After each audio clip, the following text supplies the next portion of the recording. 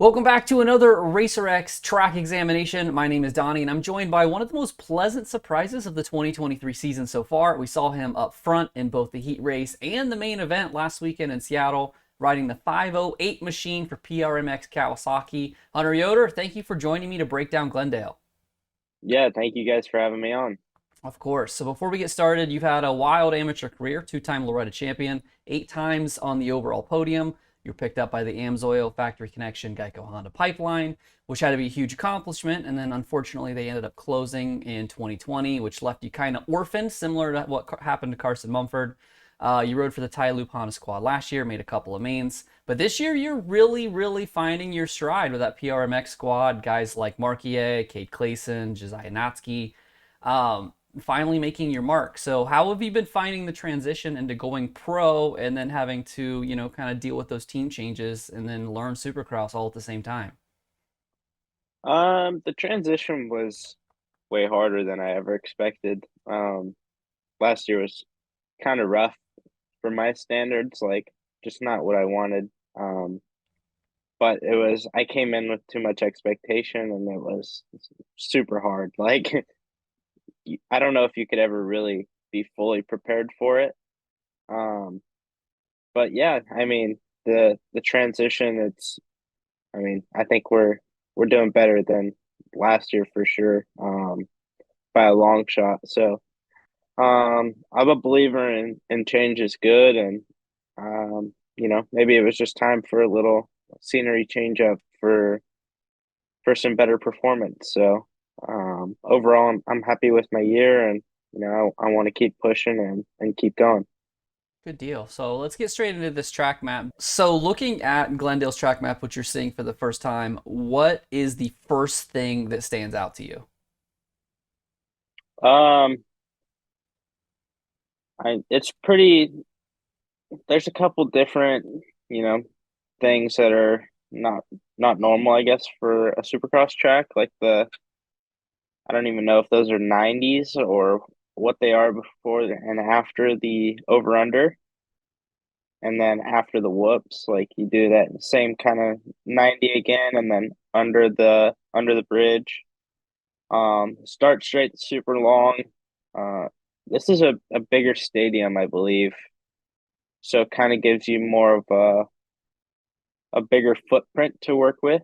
So the track will be bigger than a normal football stadium track, I would believe. Like when I went to Indy or Minnesota last year, the track just felt really tight. But I think the stadium's a lot bigger compared to those East Coast ones, and the track looks pretty long actually. Like I'd say probably going to be in the 55 to a minute five range would be my guess for lap time. So definitely a pretty decent sized track.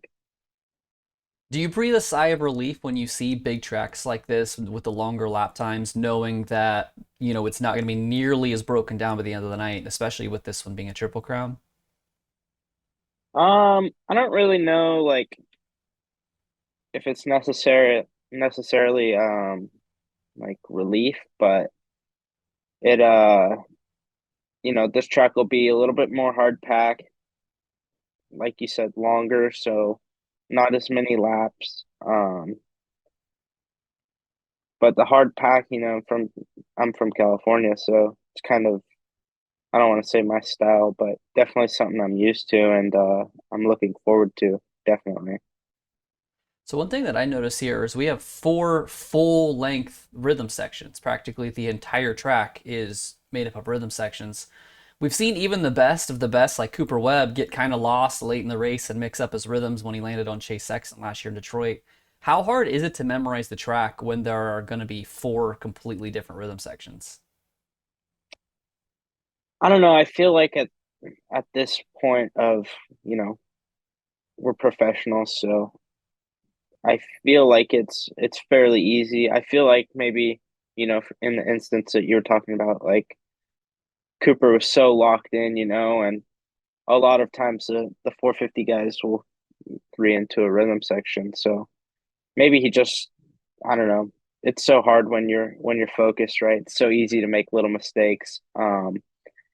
But it definitely we definitely memorized the whole track, but it will make it the little mistakes will add up. You know, if you're coming up short on the jumps, or like you said, you just kind of forget where you're at and you miss a rhythm. Like there's four of them, so it makes it a lot more crucial to be hitting your marks every lap and be dialed in. So you already mentioned that this has a super long start straight, which is pretty typical for Glendale, except this time you have to do it 3 times with the best 20 guys in one night. How gnarly is it approaching a first turn like that at such high speeds with all of those guys so close to you? Yeah, it's pretty wild, honestly. Like you said, everyone's so close, and one little turn from a guy, like you have so much trust in all the people around you that if one guy does something that you weren't expecting, or gets a little bit offline, like it's you know it's not really. But I'm just hoping to get out front like we did last weekend, and that'll make my life a whole lot easier. Won't have to worry about any of that. So we had a much shorter start straight last weekend, and I had Grant Harlan on, and he was talking about being a privateer, and he was saying like he actually for being in a 450, he said it didn't really matter, but for a 250, it was definitely going to be a help having that short start straight. Is gate pick going to be even more important to you at being on a smaller team and being on a 250 for how long the start straight's going to be?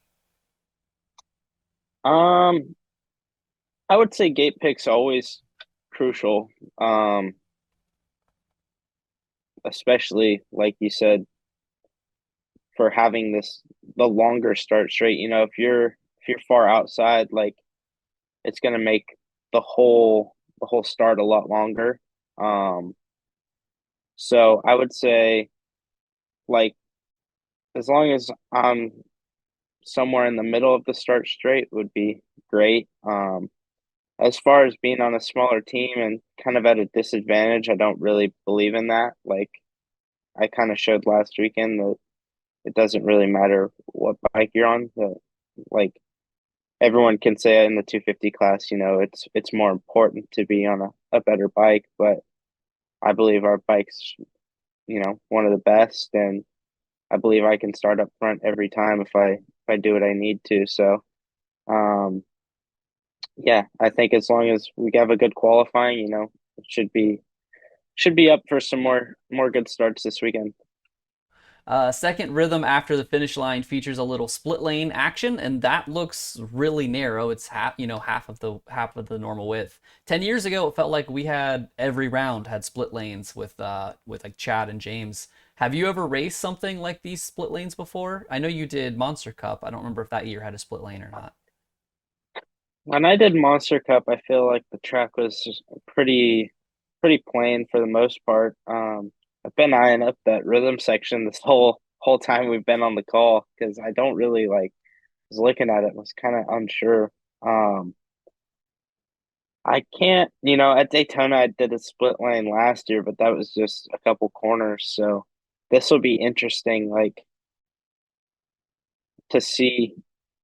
I always take the track map and like take it with a grain of salt, if that makes sense. Like, because I used to look at the track maps like last year and I'd show up and it was just not everything's different, but you get something that you expected and maybe stress yourself out a little bit, and then show up and it's completely different than what you were looking at. So it'll be pretty wild to see if they put a split lane in this rhythm section. I think it would be cool. Like throws a little curveball in the mix. Like we haven't had that all year. Can't remember really the last time we've ever had a split lane in the rhythm section. So I feel like that'll be a big talking point for this track. Um, and it'll be definitely a crucial part of the track too.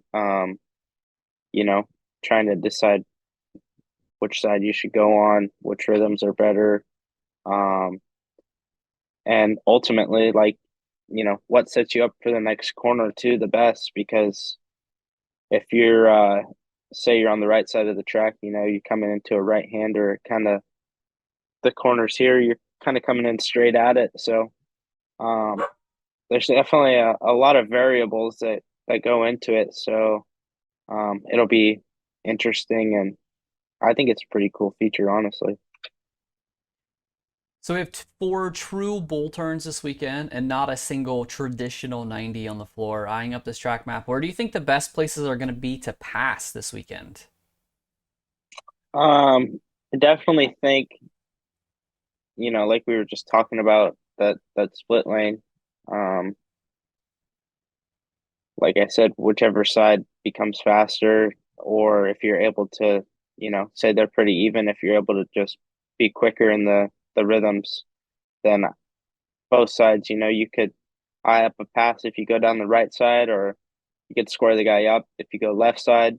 Um, and like you said, 4 bull turns on the track, they're always pretty good passing opportunities. So it sounds kind of boring coming from my end, but at the same time, like, you're almost always able to pass in the bull corner. Um, and with 4 of them on the track, I feel like you'll be able to pass, most of the spots. What do you think is going to be the most challenging section or obstacle this weekend? Just looking at the track, I think, there's a long rhythm section before the second rhythm. Um, Also to kind of point out that I'm just now realizing I should have been looking at it more, but there's 2 triples which we haven't had in a while. Um, 2 triples and a finish line is pretty cool for us. Like I said, this track's big, so it's kind of cool to see that. But yeah, a long set of whoops. Those are the whoops are never easy, I don't think. Um, and then it'll be cool to see the section before the over under. Like, going back to, like I said earlier, the dirt's kind of slick, so um, it'll be cool to see if there's like a little berm built up or a rut going up the over under, something to kind of hold the tires on. And then, whether you're going 2-2 or a 3-1 into that thing, like, that could play a big part in it too. Um, so that's something, not necessarily like that would point out to the everyone's eye, like that would be tricky necessarily, but definitely something like the riders are thinking about. And when you get out on the track, it's a lot different than doing the track walk or looking at it when you're standing there. Like, so that's something I could point out for sure. And then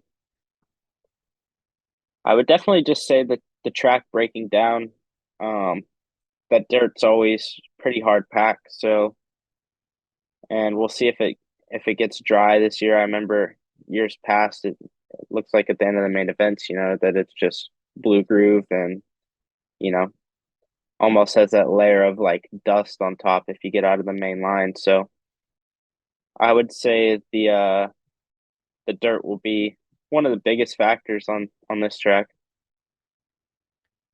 Good deal. I appreciate you joining me, Hunter, and good luck this weekend with that Partzilla PRMX team. Um, Anybody that you personally that you want to thank before we get off here? Yeah, just everyone that's part of my program, um, my whole team, my whole family for supporting me, and all the fans that are rooting for me every weekend. I appreciate it, and can't wait to see you guys this weekend. Cool, man. Thank you so much again. And thank you for watching the RacerX track examination. Be sure to visit RacerX online for all of your motocross and supercross news.